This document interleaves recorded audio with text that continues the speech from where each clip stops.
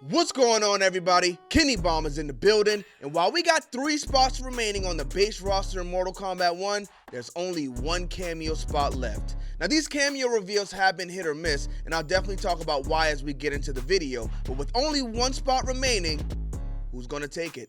We gotta talk about it, but first, let me know in the comment section who you want to see take this final spot, and don't forget to smash that subscribe button because we are getting close to release, and once this game comes out, we're going to be having a lot of fun over here, especially with invasions. Now let's get into it.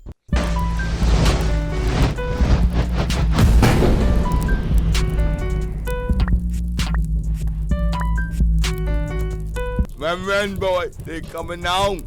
So when it comes to predictions, we actually did pretty good when it comes to figuring out this cameo roster. Except Darius. I mean, I don't think nobody would have expected he made it in, so shout out to him for securing that spot. But there's a reason I say the cameo roster is hit or miss. I think characters like Frost, Striker, they're good for this cameo roster. Also, Sonya, Jax, and Kano. If they're not going to be on the base roster, then I think the cameo spot is definitely necessary for them. But you think about characters like Scorpion, Sub-Zero, Kung Lao, Johnny Cage. I think characters who are on the base roster are just taking up cameo spots when they're not needed. Now, Scorpion is not Hanzo Hasashi in Mortal Kombat 1, so maybe this is the only way we get Hanzo Scorpio in this game. Maybe this is the only way we get Kuai Liang as Sub-Zero in this game, so I guess that's a way you can work around making those characters different than they are on the main roster. But characters like Kung Lao, he's straight up on here twice. I mean, even if they wanted to make a difference, they could have put the great Kung Lao as the cameo character, but we got characters who are duplicated, and that's one reason I say it's a miss, because we could have gotten a lot more people in here if we just left these characters base roster only. Now, Cyrax and Sector, I'm surprised they didn't make it on the base roster, but if they're not going to make it there, cameo spots are perfect. Goro could go either way as well. But we got some characters here that have been recently revealed, and we actually guessed a lot of them. Let's start out with the first one. Now, this one was kind of cheap because we did see him at San Diego Comic-Con. Goro has been confirmed, and he is finally back in Mortal Kombat, and he is finally back in Mortal Kombat with all 4 legs. So you got to give a shout out to Goro there. Now, I got to say, his cameo stuff that we've seen so far, I think is pretty underwhelming because I expected to see him just going around the screen, pretty much going crazy, but everything has been pretty light. Even his fatality. I'll say that, even his fatality. So hopefully we just haven't seen the full extent of Motaro on this roster yet, and he's a lot better when we actually get our hands on him. Time will tell. Now the next one, I was actually shocked that we got right. Serena is a cameo in Mortal Kombat 1. I thought they were going to save her for like a combat pack down the line, but so many people have been asking to see Serena in Mortal Kombat, and it looks like they heard the voices. So they locked Serena in as a cameo. As far as her appearance, I like human Serena a lot more than I like demon Serena. So I wish she could at least come in there as human Serena and do her thing and get back out with some moves and then maybe sometimes transfer to demon Serena. But they're going full demon with her, which is interesting. So her hairline's kind of, you know, ushered up too. So I don't know. I think she looks great overall. I mean, we'll see what we get with Serena as a cameo. Now the next one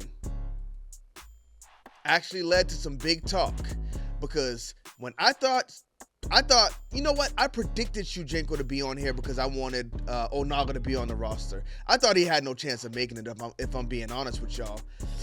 And then when we saw him, I was like, you know what? Shujinko in this game could mean Onaga is definitely going to be there. But Ed Boon straight up confirmed Shujinko is not in the story, but we got all these 3D characters back in the game, so we wanted to put Shujinko in here as well.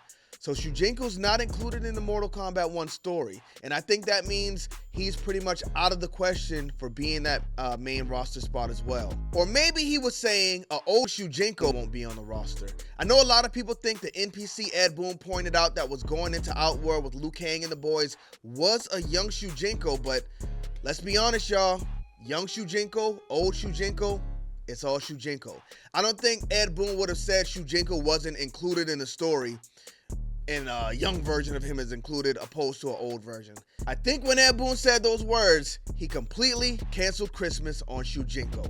But that does not mean Onaga won't be in this game, because it looks like Big Shao might just be our source. Now we got one cameo left. Who could this last cameo spot go to? Well, I'm sticking to my previous opinion. Now, Ed Boon recently acknowledged this character, and he said this character's fan base is in the same vein as Melina's fan base. And if you know what happened with Melina, they killed her in Mortal Kombat 10, and she missed Mortal Kombat 11. The Melina fans went absolutely crazy. Now, I don't know if the plan was always to get Melina back in Mortal Kombat 11, but despite her being dead, they still brought her back as DLC. Not as a Revenant, she came back looking as beautiful as she ever did. So I don't know if they leave this character out of this game. If they do, she will definitely be added pretty soon. But I think there's a good chance this last character is going to be Jade. I think it's good for a cameo spot as well because, well, even if she is a cameo, she's not guaranteed to be in the story. We know that now with Shujinko. Unfortunately, I think we know that now with Sonya and Jax as well. But it seems like this story is heavily focused in Outworld, so I think it would just be crazy if we don't see Jade at all. Now, it's possible she's in the story. Think about how we had Cyrax and Sector in Mortal Kombat 11. Great character models, beautiful character models, but they never became playable. So it's possible we'll run into Jade and we might even be able to fight her. Maybe she's even like a secret character. Maybe they're going to throw those kind of things back into Mortal Kombat universe. We'll see. I know a lot of times when they add characters now, it's only DLC and not unlockables, but anything's possible, y'all. We might still even run into Jade in this story, and maybe we'll get that character as DLC in Combat Pack 2 down the line, even if she is a cameo. But if she's not, that definitely has to be the case. So that's my final prediction. I think it's definitely going to be Jade. If it's not Jade, I think we'll still see Jade included in the story in the same way we saw Cyrax and Sector in Mortal Kombat 11. Now, I was not a big fan of these cameos the first time we saw them, and I was really hoping we got a 1 versus 1 mode in this game, and we still might. If you look at this 20-minute story preview, you see that match between Kung Lao and Raiden, and there was no cameos. So 1 versus 1 is definitely possible in this game. I just don't know if they'll give us access to it. But they have kind of grown on me. When we played the stress test, I wasn't sold on them. Using Jax and Kano, they get in the way a lot. But when we finally got to play the beta and they let us use Frost, she doesn't get in the way at all. So a cameo like that, I can definitely work with. I also think the cameo system is very beneficial when it comes to getting fighters we need to see in this game, even if they're not going to be on the base roster or in the story. But another thing I really love about cameos is the fact that they all got fatalities. And we got to take a look at Cyrax fatality before we go. So if you haven't seen this yet, we're about to look at a classic Cyrax fatality, and there's no blood. I hate blood and gore, and I do not like it on my channel, but we can actually show this one, so let's go ahead and check this out.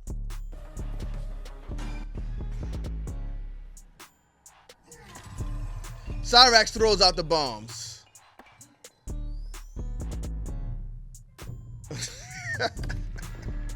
Classic fatality, y'all, and check this out. This is another part of why it's so hilarious. So Kitana's already beaten, right? Taken down. She's done. Kung Lao's gonna step out of the way. All right, bro. I already beat her. Come on in.